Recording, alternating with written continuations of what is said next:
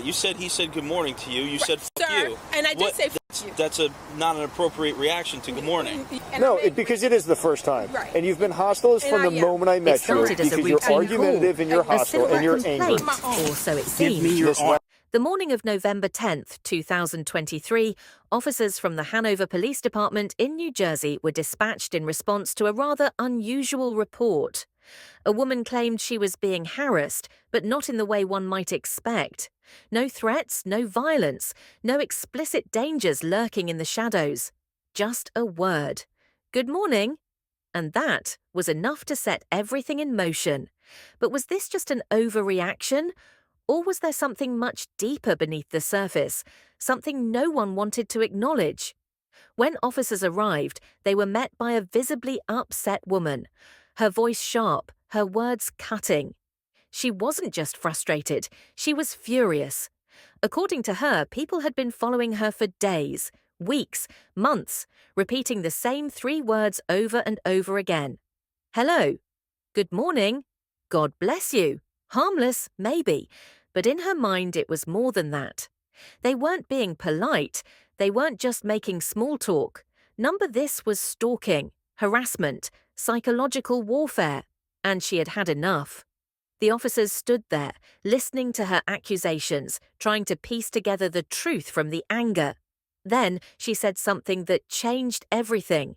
I told him, fuck you, and then he slapped the phone out of my hand.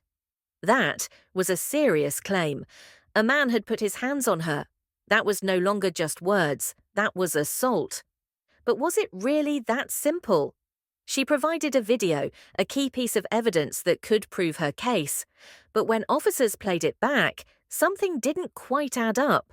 The sound was missing, the interaction wasn't clear, and her version of events started to raise more questions than answers. Was this an unprovoked attack, or was there another side to the story? One thing. So there's no sound here, but so I guess beforehand though. You tell him I love you. Right. Yes.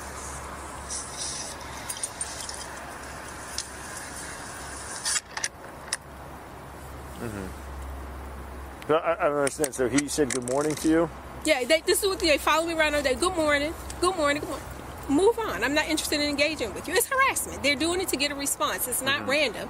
And I tell them, like I said, fuck you. I'm getting in and out of my car. Why are you approaching me?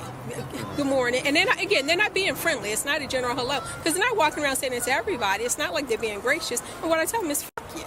And then, and now the response is, I love you. I love you. I love you. I don't know. Why the hell are you telling me I love you? Or they tell me, oh, God bless you. I pray for you.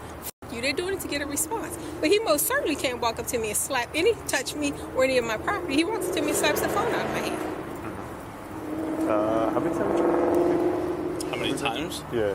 I gotta look, but several. A couple, Yeah, right? several. For what? For me? Yeah, for you. Oh yeah. Oh yeah. I call you all the time. Yeah. This is.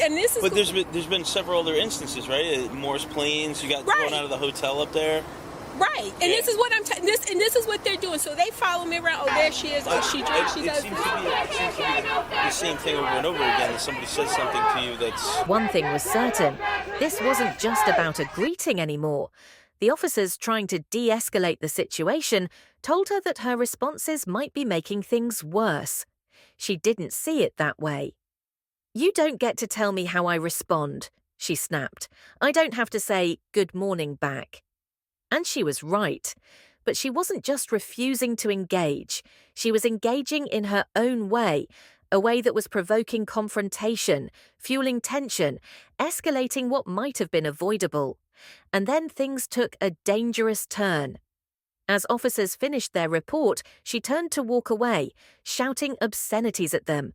That's when she heard the words that sealed her fate. Miss Wagner, come here, she refused. The officer repeated himself. Step over to the vehicle. She refused again. Then came the warning. You're now being charged with disorderly conduct. And just like that, the moment shattered. The officers moved in. She resisted.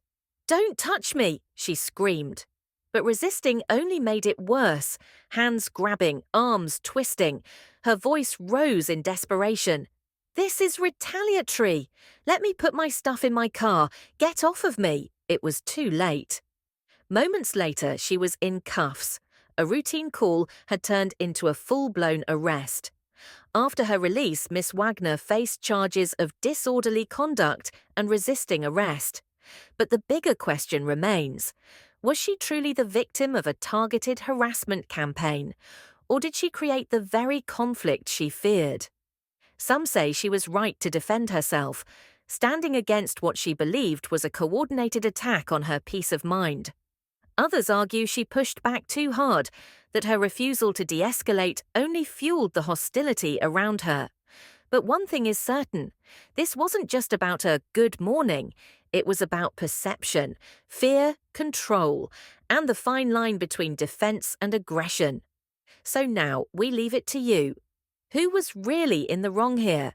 Was Miss Wagner being harassed, or was she escalating the situation herself? Drop your thoughts in the comments below and let's discuss. And if you want more true crime and real-life mystery breakdowns, don't forget to like this video, subscribe for more deep dives, turn on notifications so you never miss a case. Because in the world of law, perception and justice, there are always two sides to the story, and somewhere in between lies the truth.